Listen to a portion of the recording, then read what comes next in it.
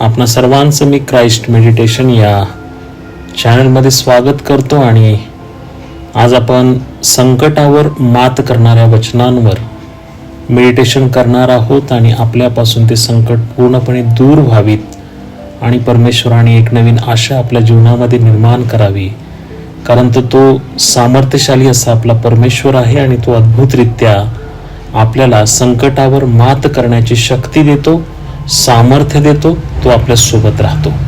यासाठी काही वचनं घेणार आहोत आणि त्या वचनावर आपण 10 मिनिटं मनन आणि चिंतन करणार आहोत. तुम्ही रोज हे कराल तर तुम्ही एक नवीन आनंद परमेश्वराच्या वचनामध्ये मिळवाल, सुख समाधान मिळवाल आणि अद्भुतरित्या परमेश्वराचे आशीर्वाद सुद्धा तुम्हाला प्राप्त होतील. आपण ज्या पद्धतीने आपल्याला बसणे योग्य असेल, मांडी घालायची मांडी घाला, खुर्चीमध्ये बसायचं खुर्चीत बसा, गुडघ्यावर यायचं गुडघ्यावर या, हात जोडायचे असतील तर हात जोडा, ज्या पद्धतीने करता येईल. परंतु स्वतःला आपण रिक्त करणार आहोत. पूर्णपणे एक मोठा श्वास आपण घेऊया आणि तो श्वास आपण सोडणार आहोत.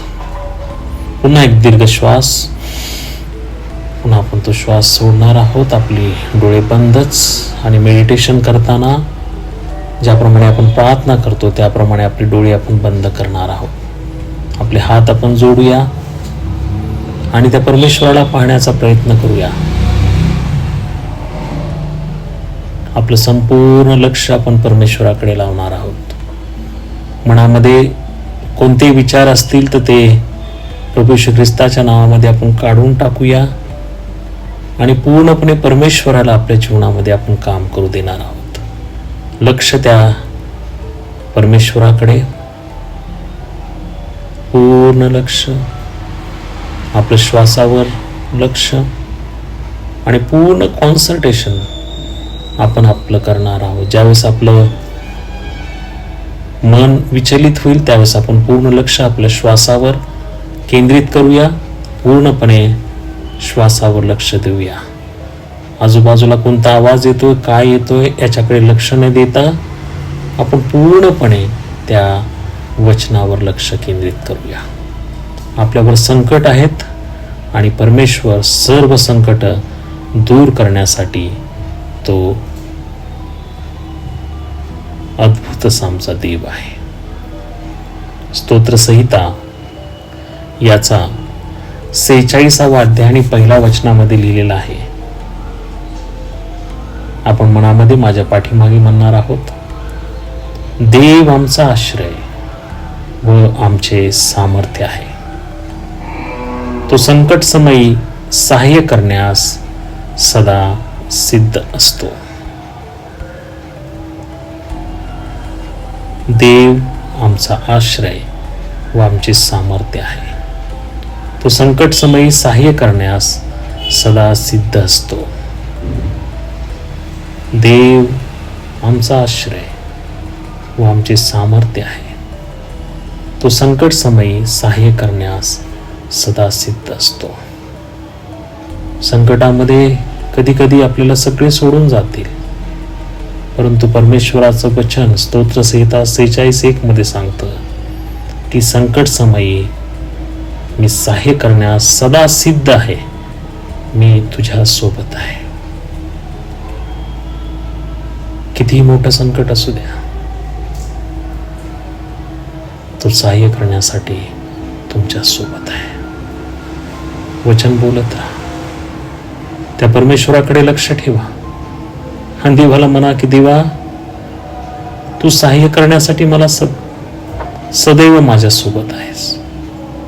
मी भिणार नाही, कारण तू माझ्या सोबत आहे. सर्व जगाने माझी साथ सोडली परमेश्वरा, पण तू माझी साथ सोडणार नाही. स्तोत्रसंहिता 46:1 ज्याप्रमाणे आपल्याला सांगतो, देव आमचा आश्रय व आमचे सामर्थ्य आहे. तो संकट समयी सहाय्य करण्यास सदा सिद्ध असतो. तो संकट समय आपल्याला सहाय्य करतो. तो सदैव आपल्या सोबत असतो. या वचनावर आपण शांत चित्ताने त्या परमेश्वराकडे बघणार आहोत. संकट समयी त्याचा हात आपल्याला आधार देतोय. त्याची वचनं आपल्याला सहाय्य करतायत. त्याचा आवाज ऐकण्याचा आपण प्रयत्न करूया. पूर्णपणे त्या परमेश्वरावर लक्ष, पूर्णपणे आपलं मन आपण त्याच्याकडे लावणार आहोत. मनामध्ये या वचनाविषयी विचार करूया की तो मला सहाय्य करत आहे, तो माझ्या संगती आहे, तो माझ्याशी बोलत आहे.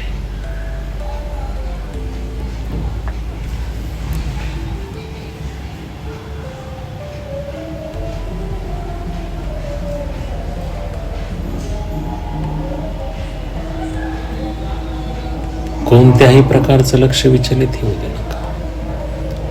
देव तुम्हाला त्याचा हात देत आहे आणि संकट समयी तो तुम्हाला सहाय्य करण्यासाठी सदा सिद्ध आहे.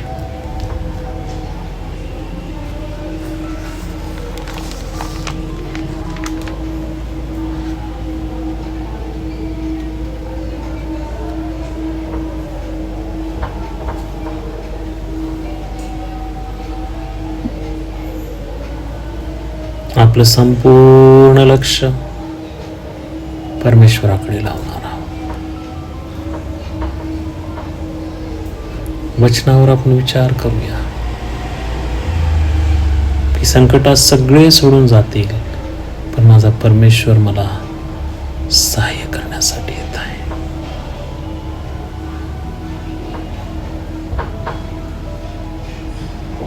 त्याचबरोबर यशाया 41:10,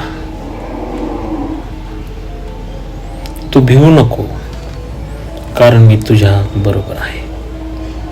घाबरू नको, कारण मी तुझा देव आहे. मी तुला शक्ती देतो, मी तुझे सहाय्यही करीतो. मी आपल्या धार्मिकतेच्या उजव्या हाताने तुला सावरितो. किती मोठं अभिवचन परमेश्वर आपल्याला देत आहे की त्याच्या धार्मिकतेच्या उजव्या हाताने तो आपल्याला सावरीत आहे. त्याचा स्पर्शाची जाणीव करूया. तो आपल्याला स्पर्श करत आहे, तो आपल्याला अद्भुतरित्या त्याच्या उजव्या हाताने सावरत आहे आणि तो म्हणतो, भल्या व विश्वासू दासा, मी तुझ्या सोबत आहे. मनन करूया, आपलं संपूर्ण लक्ष त्याच्यावर लावूया. तू भिवू नको, कारण मी तुझ्या बरोबर आहे. घाबरू नको, कारण मी तुझा देव आहे. मी तुला शक्ती देतो. मी तुझे सहाय्यही करतो. मी आपल्या धार्मिकतेच्या उजव्या हाताने तुला सावरितो. तो आपल्याला शक्ती देण्यास सुद्धा तयार आहे. तो आपल्याला सावरण्यास सुद्धा तयार आहे. तो माझा महान देव अद्भुतरित्या तुम्हाला स्पर्श करत आहे आणि संकट आपल्या जीवनातून निघून जात आहे, कारण तो शक्ती देणार आहे, तो सहाय्य करणार आहे. तो आपल्या उजव्या हाताने तुम्हाला सावरणार आहे. संपूर्ण लक्ष त्या परमेश्वरावर, त्या वचनावर मनन करूया की तो देव मला सहाय्य करणार आहे.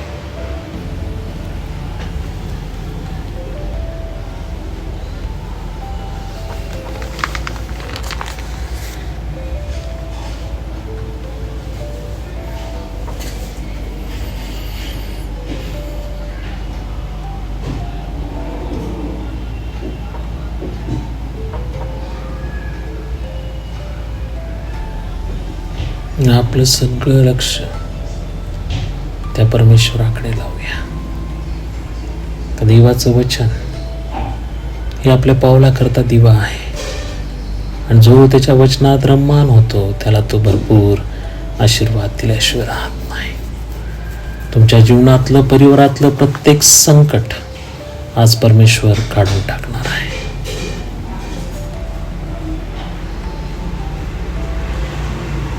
स्तोत्र संहिता त्याचा 34वा अध्याय आणि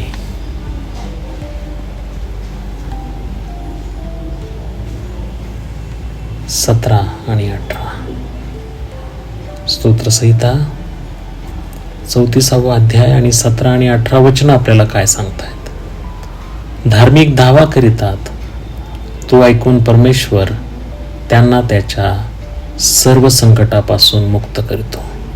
माझ्या पाठीमागे म्हणा, धार्मिक दावा करीतात, तो ऐकून परमेश्वर त्यांना त्याच्या सर्व संकटापासून मुक्त करतो. परमेश्वर भग्न हृदयी लोकांच्या सानिध्य असतो, अनुतप्त मनाच्या लोकांस तो उद्धारितो. प्रियांनो, अनेक संकट असते, अनेक समस्या असते, परंतु परमेश्वर म्हणतो की धार्मिक जो धावा करेल तो ऐकून परमेश्वर सर्व संकटापासून त्यांना मुक्त करेल. आज परमेश्वर तुम्हाला सर्व संकटांपासून, सर्व काळजांपासून मुक्त करत आहे. आपलं संपूर्ण लक्ष त्या परमेश्वराच्या आशीर्वादाकडे आपण देऊया. तो स्वर्गातून तुम्हाला आशीर्वाद देण्यासाठी तयार आहे. आपलं सर्व बोझ, आपली सर्व टेन्शन्स, आपलं सर्व संकट आपण त्या परमेश्वरावर टाकूया. कारण ज्यांची अंतकरणं तुटलेली आहेत त्या लोकांच्या सानिध्य तो असतो. अनुतप्त मनाच्या लोकांस तो उद्धारतो. तो आमचा महान परमेश्वर आहे. तो प्रत्येकाला उद्धार करण्यासाठी आलेला आहे. आज आपलाही उद्धार होणार आहे.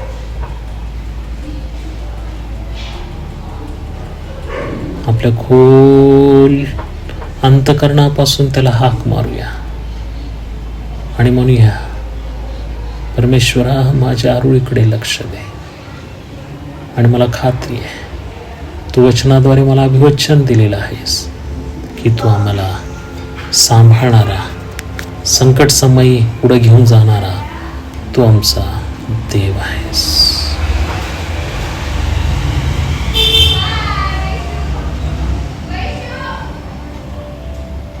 लक्ष द्या परमेश्वराकडे.